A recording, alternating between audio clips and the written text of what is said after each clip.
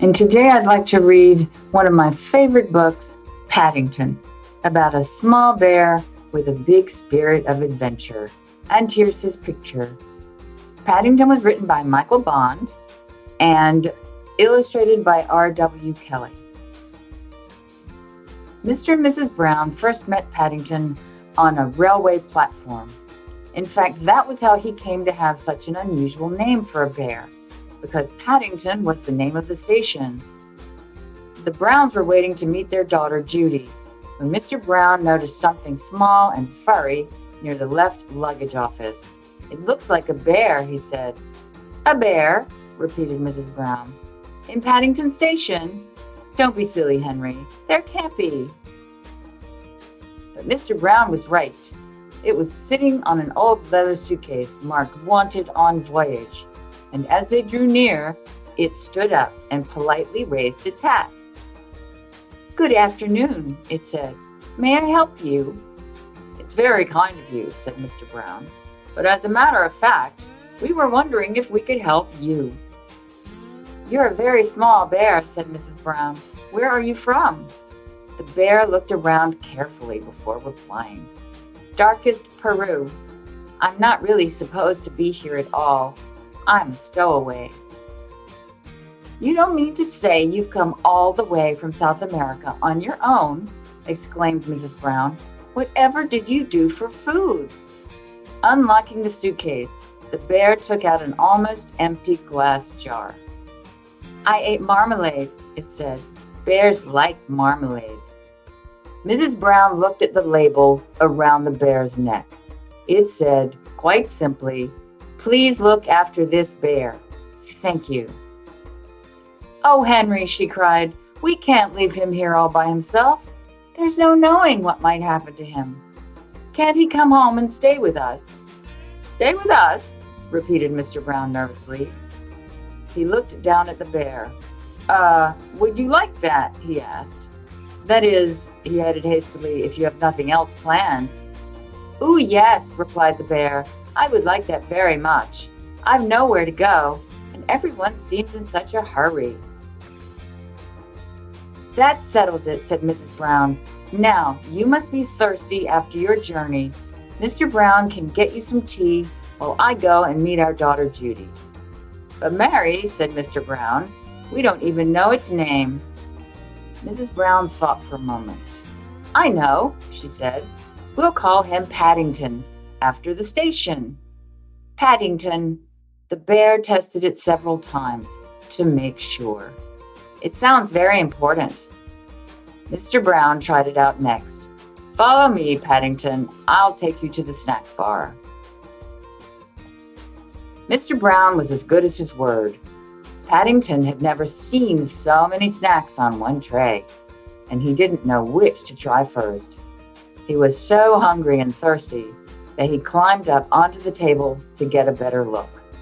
Mr. Brown turned away, pretending he had tea with a bear at Paddington Station every day of his life. "Henry," cried Mrs. Brown when she arrived with Judy, "what are you doing to that poor bear?" Paddington jumped up to raise his hat, and in his haste, he slipped on a strawberry tart, skidded on the cream, and fell over backward into his cup of tea. "I think we'd better go before anything else happens," said Mr. Brown. Judy took hold of Paddington's paw. "Come along," she said. "We'll take you home, and you can meet Mrs. Bird and my brother Jonathan."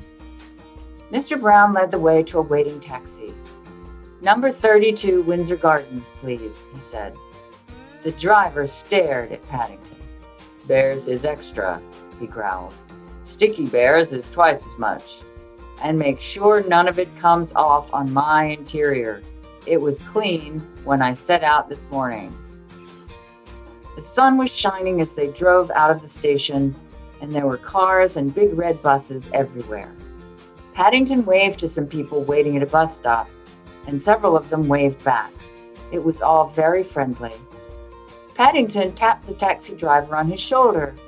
"It isn't a bit like Darkest Peru," he announced. The man at the sound of Paddington's voice. "Cream," he said bitterly. "Cream and jam all over my coat." He slid the little window behind him shut. "Oh dear, Henry," murmured Mrs. Brown.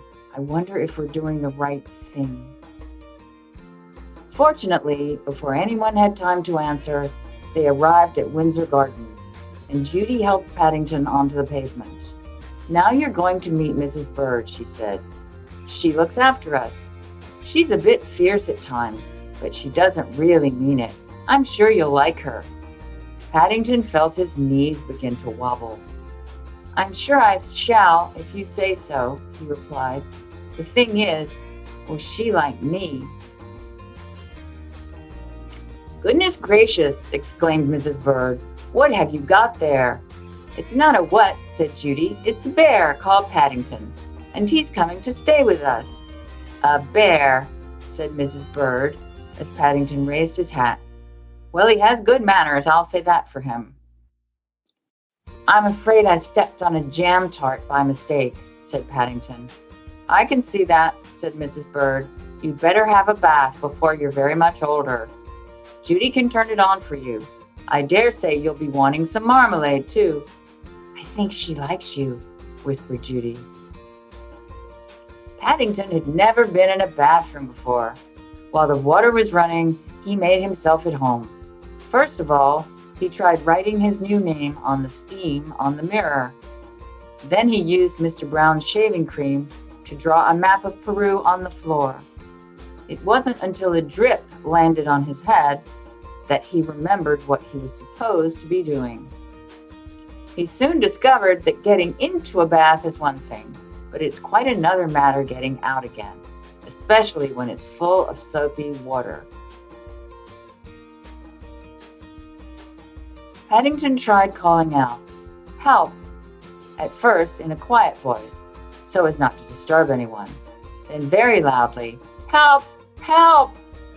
When that didn't work, he began bailing the water out with his hat.